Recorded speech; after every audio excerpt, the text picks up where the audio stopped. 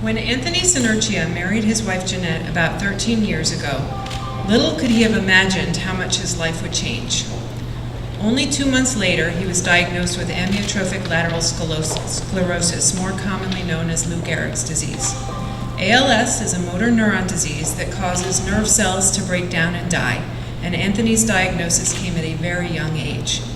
You may have become familiar with ALS if you've been one of the thousands of people around the world who've poured ice water over your head in the now famous ALS Ice Bucket Challenge.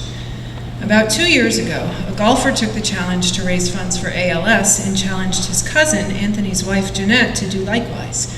And as they say, the rest is history. The Senerchia's hometown of Pelham got involved, and the challenge spread via social media until it went viral, eventually raising over $100 million to support ALS causes. Not to be outdone, Anthony even took the challenge himself, with his wife and daughter doing the honors. Anthony refuses to let ALS dominate his life. Since being diagnosed, his disease has progressed and he has lost the ability to speak and walk. He now uses an eye-tracking communication device for all of his communication and adeptly manages his life through computers and technology.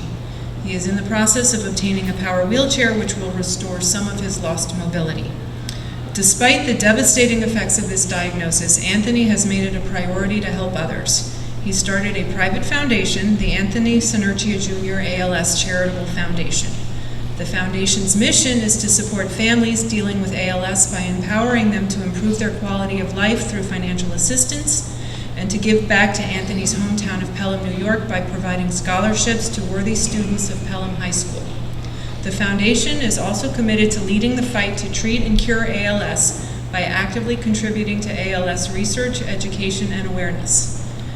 Through the ALS Ice Bucket Challenge, as well as softball and dodgeball tournaments and other events, the foundation has helped people from Iowa to Texas and New York, providing funds that are desperately needed, as many costs such as wheelchair accessible transport, ramps, and stair lifts are not covered by insurance. The foundation has funded research at Columbia University and has helped other ALS patients here at Helen Hospital. Through it all, Anthony has been a role model and continues to serve the ALS community, even as he struggles with the disabling effects of this disease.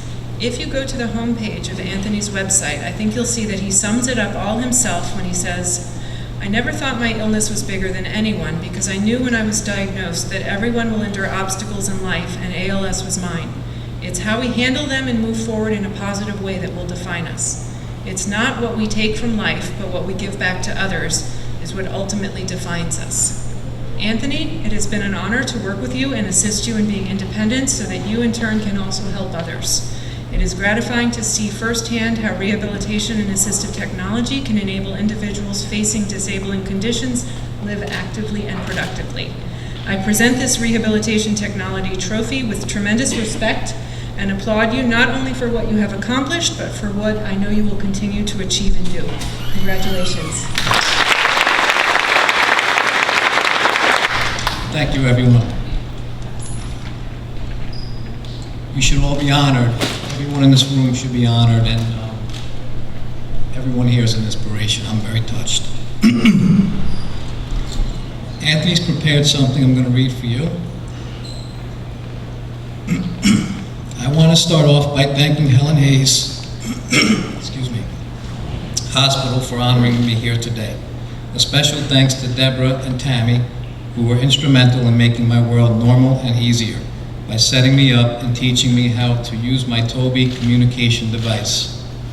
3 years ago, when I first met Deborah and Tammy, you can say I was pretty stubborn, not wanting to believe that I would eventually lose my voice and that I would need a communication device at all.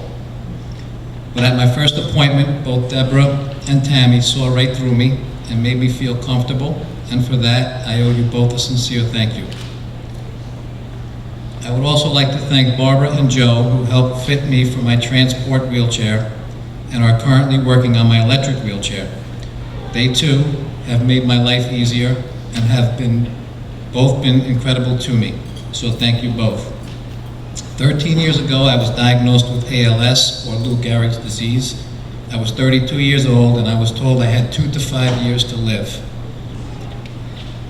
As I mentioned before, I can be pretty stubborn and I knew that I would not be the norm. I knew that everyone will endure obstacles in life. ALS was mine. And it's how me forward in a positive way that will ultimately define who we are and who we will become. This is the lesson I tried to instill in my daughter. I knew that there are millions and millions of people who are worse off than me. That is why you will never hear me complain, ever. Every day is a struggle for me, but I choose to fight and move forward for my family, my friends, and most importantly, my daughter. And I urge everyone here to fight. Thank you very much.